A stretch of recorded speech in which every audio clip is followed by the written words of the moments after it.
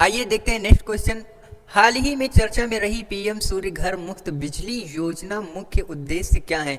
बिजली योजना का मुख्य उद्देश्य पूछा गया है। तो बिजली योजना का मुख्य उद्देश्य है 300 यूनिट मुफ्त बिजली प्रदान करना। उसका मेन उद्देश्य यही है। और 1 करोड़ घरों तक रूफ टॉप सोलर पहुंचाना, जो कि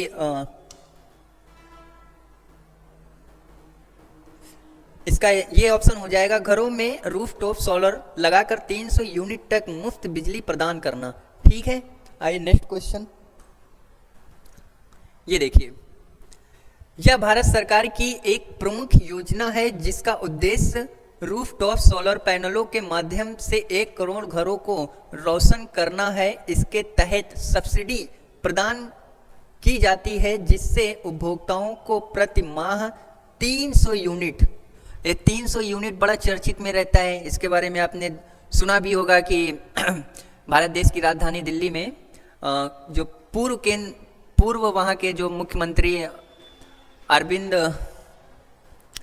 केजरीवाल जी, उन्होंने ये करके दिखाया भी था, 300 यूनिट मुफ्त बिजली। ठीक है, आइए नेक्स्ट क्वेश्चन की ओर। 11वें भारत अंतर्राष्ट्रीय विज्ञान महोत्सव 2025 का आयोजन किस शहर में किया जा रहा है? देखिए, पुणे में नहीं किया जा रहा है, बेंगलुरु में नहीं किया जा रहा है, भोपाल में भी नहीं किया जा रहा है, तो पंचकुला में इसका आयोजन शुरू किया गया है। और ये पंचकुला किस राज्य का शहर है? तो ये हरियाणा राज्य का शहर है। ये देखिए, हरियाणा राज्य का ये शहर है। इसका आयोजन पंचकुला हरियाणा में किया जा रहा है। ठीक है, आइए नेक्स्ट।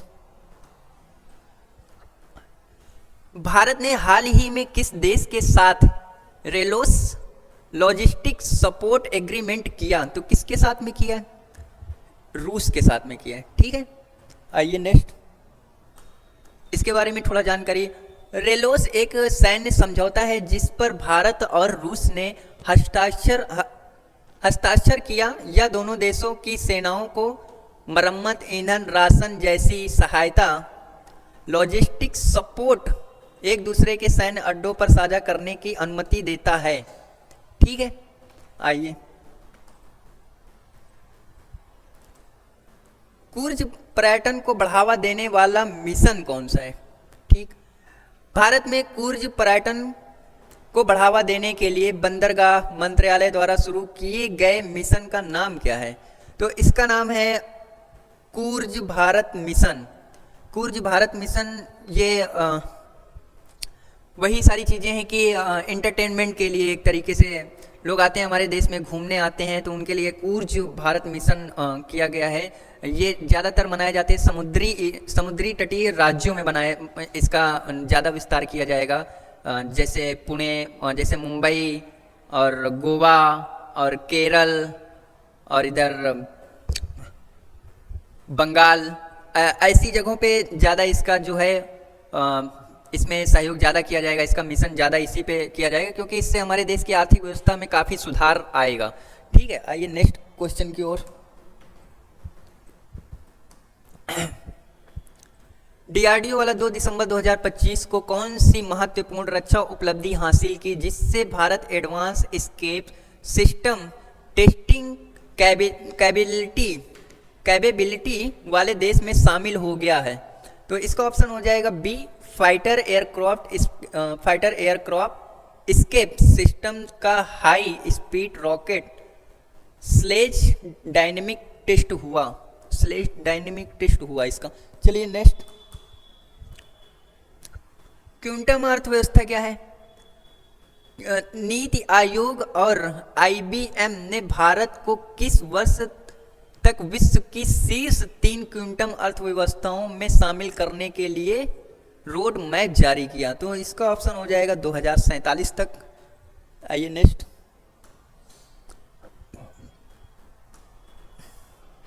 हालिया चक्रवात दिसंबर 2025 में किस चक्रवात के कारण भारत के दक्षिणी तटीय राज्य क्षेत्रों में भारी तबाही हुई? तो दितवाह चक्रवात के कारण जो काफ़ी तबाही मचाई गई। इसमें ये भी कभी क्वेश्चन ये भी पूछ लिया जाएगा कि दितवा चक्रवात भारत के किन दो राज्यों के तटीय क्षेत्रों में ज़्यादा तबाही मचाई, तो कौन कौन से हैं? तमिलनाडु और आंध्र प्रदेश। ठीक है, ये बात याद रखना। ये देखिए, तमिलनाडु और आंध्र प्रदेश, ये दो राज्यों में भारी तबाही मचाई, विनाशकारी हवाएं भी चली। ठीक है, आइए सुएज टनल का स्थान, इसके बारे में थोड़ा सा चर्चा करेंगे। सुएज टनल जिसका हाल ही में उद्घाटन किया गया है, वह किस केंद्र शासित प्रदेश में स्थित है? केंद्र शासित प्रदेश पूछा है, तो किस केंद्र शासित प्रदेश में? आपको केंद्र शासित प्रदेश याद होने ही चाहिए। ये बताइए, क्या हिमाचल प्रदेश केंद्र शासित है? नहीं है। क्या उत्तराखंड केंद्र शासित है? नहीं है। क्या सिक्किम केंद्र शासित प्रदेश है? तो बिल्कुल नहीं है। इसमें ऑप्शन आपका कितना आसान सा सवाल है, लद्दाख। लद्दाख जो है वो केंद्र शासित प्रदेश है। आइए, अब यहीं से आपका आज इतने ही क्वेश्चन होंगे। आपको नेक्स्ट आपको कुछ ना कुछ मिलेगा। तो आज के लिए इतना ही। अब हम मिलते हैं आपसे कल। तब तक के लिए जय हिंद, जय भारत।